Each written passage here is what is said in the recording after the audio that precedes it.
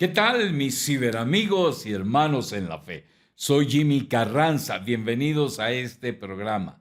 Si es la primera vez que usted está con nosotros, por favor, síganos en todas nuestras redes sociales. Regálenos un like y no deje de comentar estos programas porque con eso usted nos ayuda a mejorar nuestras transmisiones. Las semanas pasadas habíamos iniciado esta serie de temas con el propósito de ir profundizando en las verdades de nuestra fe como católicos para que conozcamos realmente en qué y cómo creemos. Anteriormente habíamos hablado acerca de que nuestra fe no se establece de manera simple solo porque lo que nos dicen, eso creemos. No, los católicos somos gente muy inteligente, que nos formamos, estudiamos, creemos, profundizamos la propuesta de Dios para darle a Dios una respuesta acertada a esa propuesta. Esa respuesta a la propuesta es a lo que llamamos fe. Y como dijimos los días anteriores, habíamos empezado a hablar dónde se origina la fe, cómo se estructura la fe, habíamos hablado de cómo se divide esa fe. Así que vamos a comenzar con la primera parte de este estudio sobre las partes de la fe en la que creemos los católicos. Siga con nosotros, no se pierda este tema.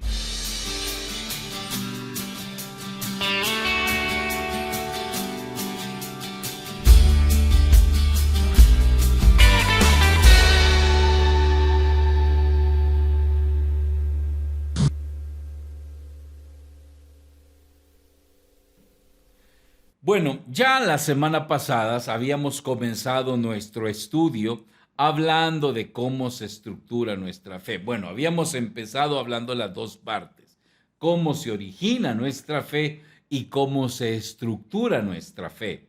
Habíamos hablado que nuestra fe se divide en tres partes, pero vamos a recapitular eso que habíamos dicho. Hemos establecido que nuestra fe como católicos está establecida y fundada, o más bien sustentada, en dos grandes fuentes. La primera, lo que es la predicación de Jesús, y son aquellas enseñanzas que no quedaron registradas en los textos bíblicos, sino que fueron transmitidas de viva voz, de generación en generación, hasta nuestros días. Es lo que llamamos la tradición cristiana. Y la otra parte es la Biblia en sí. Los 73 libros que en el Concilio de Trento fueron oficialmente reconocidos como canónigos y establecidos como tal y declarados palabra de Dios. Estos dos elementos son los que dieron lo que llamamos la síntesis de nuestra fe. Y de ahí sacamos lo que llamamos también la profesión de fe, el credo o el símbolo de la fe, lo que decimos de manera más técnica. La palabra símbolo, ya habíamos dicho, viene del griego que significa sección de un objeto partido. Y es que nuestra fe está dividida en tres partes: lo que creemos del Padre, lo que creemos del Hijo y lo que creemos del Espíritu Santo. Estas tres partes juntas constituyen el símbolo de nuestra fe. Pero a su vez, cada una de estas partes fueron divididas en 12 artículos. El Catecismo de la Iglesia Católica nos recuerda que fue San Ambrosio quien acostumbraba a enumerar 12 artículos del credo, simbolizado con el número de los 12 apóstoles el conjunto de la fe apostólica. Con esto vamos a dar pie a la catequesis de este día o a la formación de este día. Hoy vamos a hablar de la primera parte del símbolo de la fe. Así es, vamos a hablar acerca de Dios Padre. De eso vamos a estudiar y quiero que me acompañe, que juntos vayamos descubriendo por qué llamamos a Dios Padre. El credo, que es la base sobre la que se sustenta nuestra fe, en los primeros siglos de la Iglesia apareció este documento, un escrito donde se sintetizaba nuestra fe, un documento escrito por los apóstoles. Seguramente cuando Jesús les dijo, vayan y enseñen todo aquello que han aprendido, lo primero que debieron hacer los apóstoles es hacer un resumen de lo que han aprendido y qué hemos aprendido y qué nos enseñó, qué fue lo que dijo. Y empezaron a escribir y escribieron el credo, el que llamamos comúnmente como credo corto. Parece ser que los no católicos ni lo usan. ¿Por qué? Porque yo nunca les he oído que lo recen o que lo mencionen. Eso es lo que nos dejaron los apóstoles. Con eso es que se funda nuestra fe. De ahí empezamos nosotros a profundizar. Fue más adelante en el siglo IV, en el concilio llamado de Nicea-Constantinopla, donde se alargó un poquito ese credo, no para cambiarlo, sino para darle mayor aclaración a lo que los apóstoles habían dicho. Por ejemplo, en el credo apostólico dice, creemos en Dios Padre Todopoderoso, creador del cielo y de la tierra. Hasta ahí llega el credo de los apóstoles o el credo corto. El credo de Nicea-Constantinopla o credo largo dice, creemos en Dios Padre Todopoderoso, creador del cielo y de la tierra, de todo lo visible y lo invisible, como para dejar constancia de que aún aquello que nosotros no vemos, también Dios lo creó.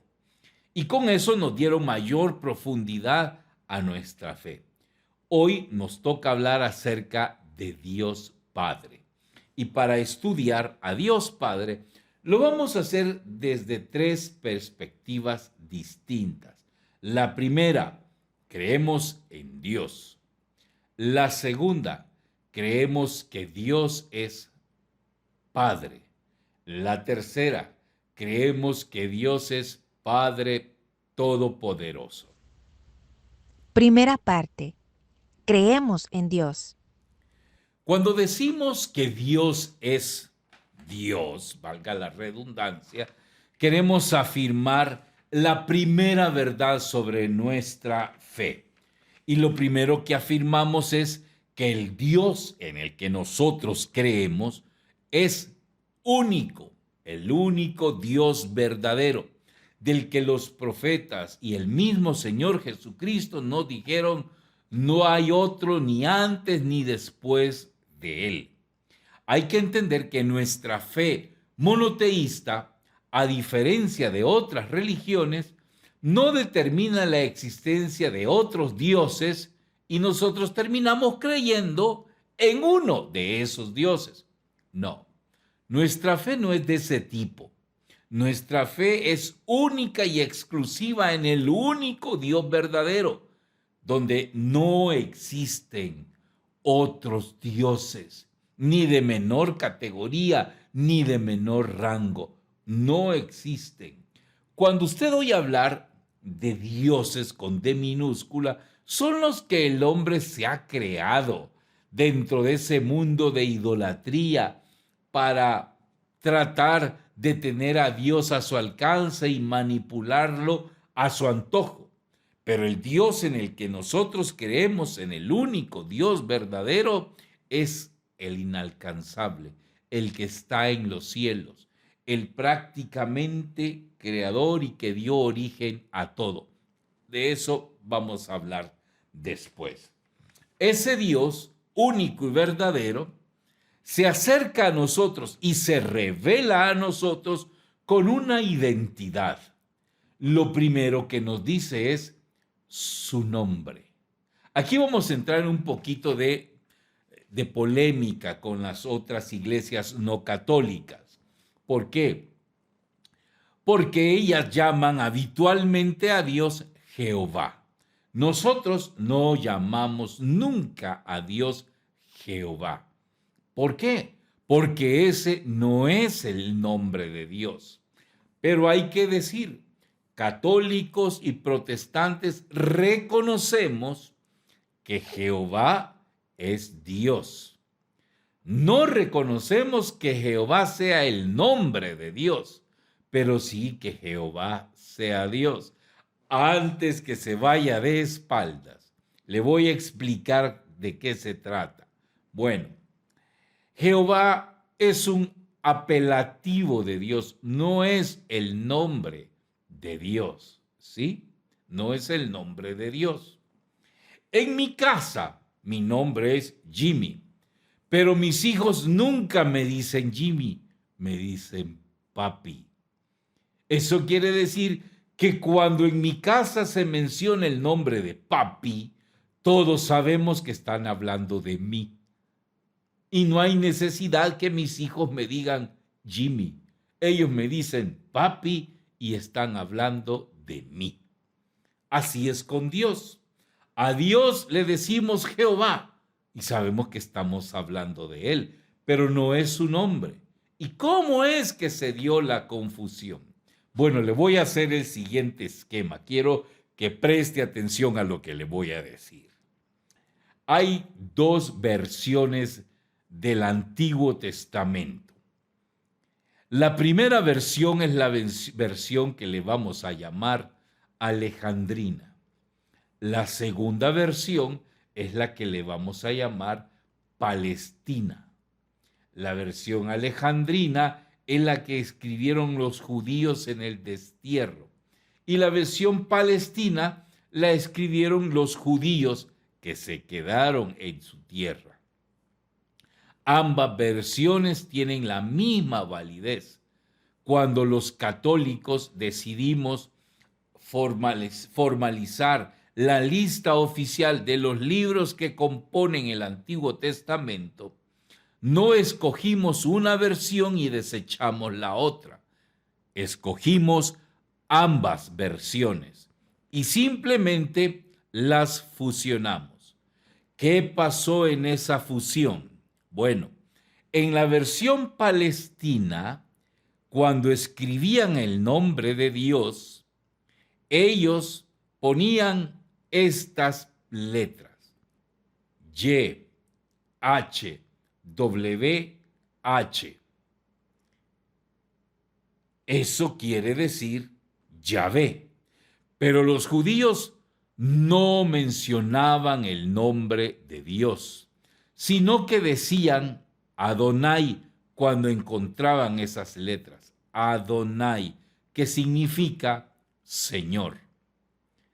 Cuando los judíos del destierro escribieron la versión alejandrina, en vez de poner las 4 letras YHWH, escribieron la palabra Adonai. Y así lo decían, de una vez para no faltar al respeto al nombre de Dios.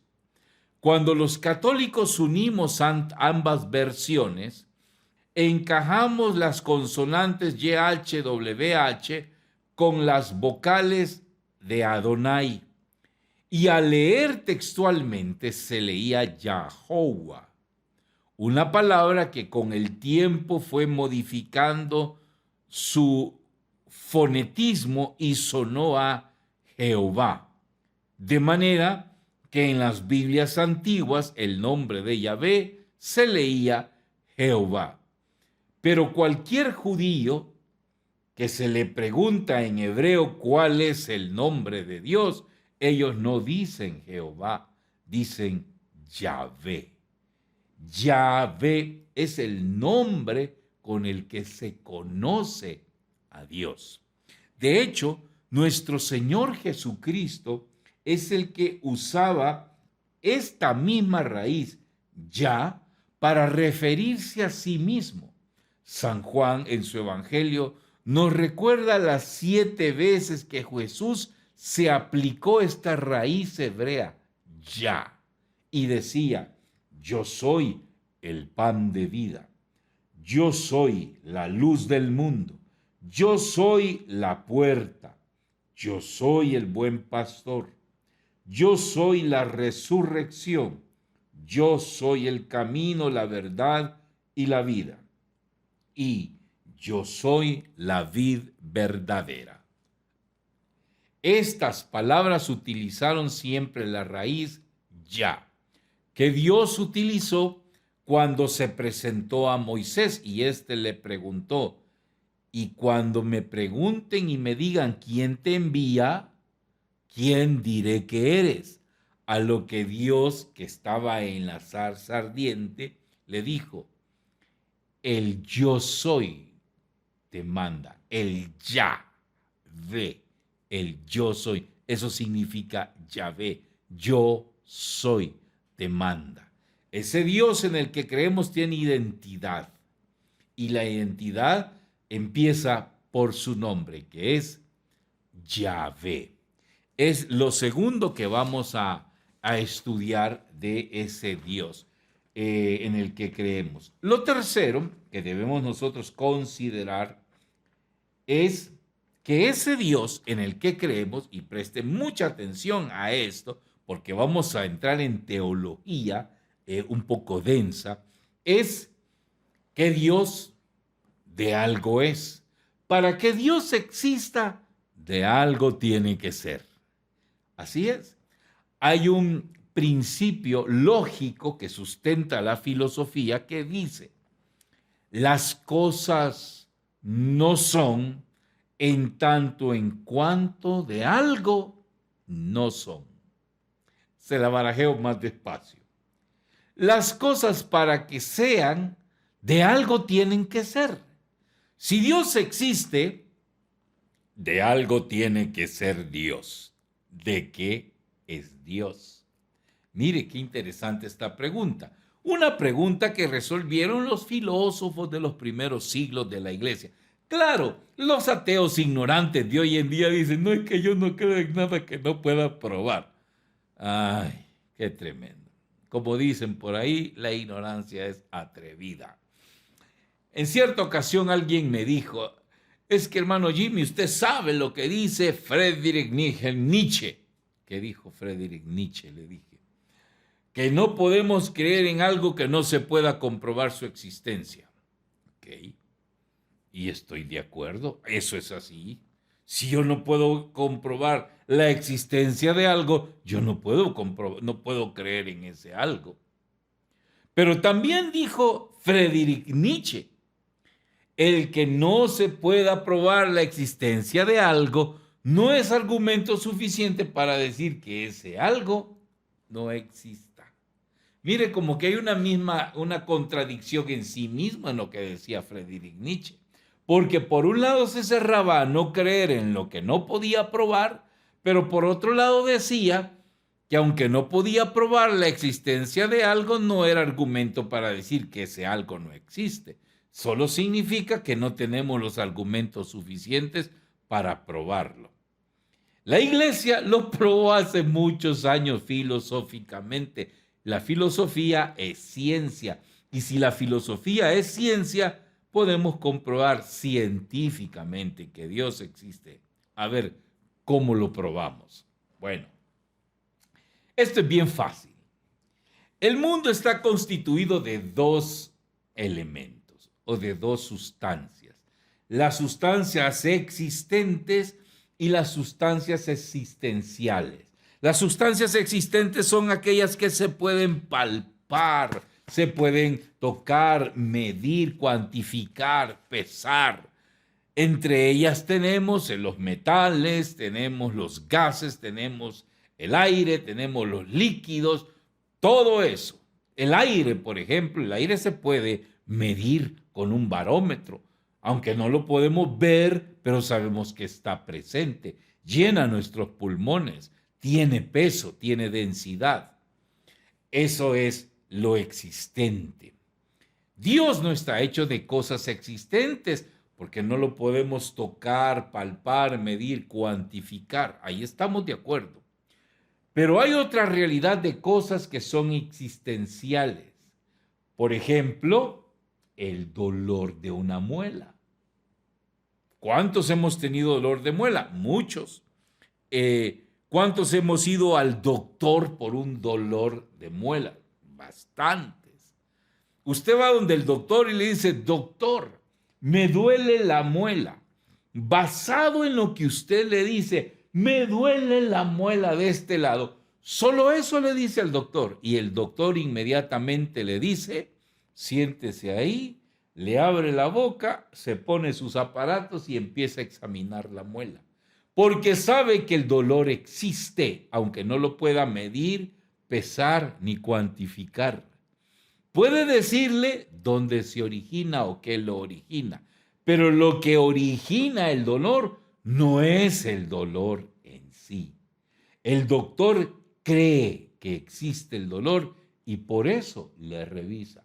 Si no le dijera, hombre, no me venga que usted también, siendo inteligente, cree en eso, que es solo fantasía. Eso solo existe en las mentes débiles, en las mentes que se dejan influenciar. Esto fue creado por los políticos y por la iglesia para tenerlo subyugado y que usted crea que ellos lo dominan. No, el dolor existe y el dolor hace que usted sienta incomodidad y vaya donde el médico. Otra realidad es el amor. ¿Cuántos no hemos sentido y experimentado esa sensación interior por una pareja, por nuestros padres, por nuestros hijos? Y aunque el mundo de la psiquiatría y la psicología han querido atribuir esta sensación a estados químicos como la vasopresina o la oxitocina, esto no es algo que se activa con todas las personas, sino con ciertas personas. Lo que yo puedo sentir por una mujer no lo voy a sentir por otra. Lo que yo siento por mi mamá no lo voy a sentir por la mamá de otra persona. Lo que siente usted por sus hijos no lo va a sentir por los hijos del vecino. Podrá sentir compasión, pero menos el amor que usted tiene por sus hijos. Eso es amor. Y la palabra de Dios, y quiero que vayamos a la Biblia, tome por favor su Biblia y nos vayamos a la primera carta del apóstol San Juan, capítulo 4, versículo 8, y dice, quien no ama no ha conocido a Dios, porque Dios es amor. Ahí está la primera sustancia o componente, más bien el primer componente de la sustancia divina, el amor. Segundo, el mismo San Juan, en su misma carta, en el capítulo 5, versículo 20, nos dice, pero sabemos que el Hijo de Dios ha venido y nos ha dado inteligencia para que conozcamos al verdadero o la verdad misma. Nosotros estamos en el verdadero, en su Hijo Jesucristo. El mismo Jesucristo, se lo dije anteriormente, usando la raíz hebrea ya, la de Dios, dijo, yo soy la verdad. La verdad es una realidad existencial que nos afecta y es tan real que si nos mienten, nos sentimos mal. Solo que usted esté trastornado, esté loco y viva de la fantasía, va a decir, no, yo quiero vivir de la mentira. A mí me encanta que me mientan. Yo quisiera que todo mundo me engañara. Ese está loco, ese está perdido totalmente. Y por tanto, no logra entender que la verdad es un elemento que afecta su vida. Segunda sustancia o segundo elemento que compone la sustancia divina, la verdad. Amados hermanos, vamos a quedarnos acá en la primera parte de este tema.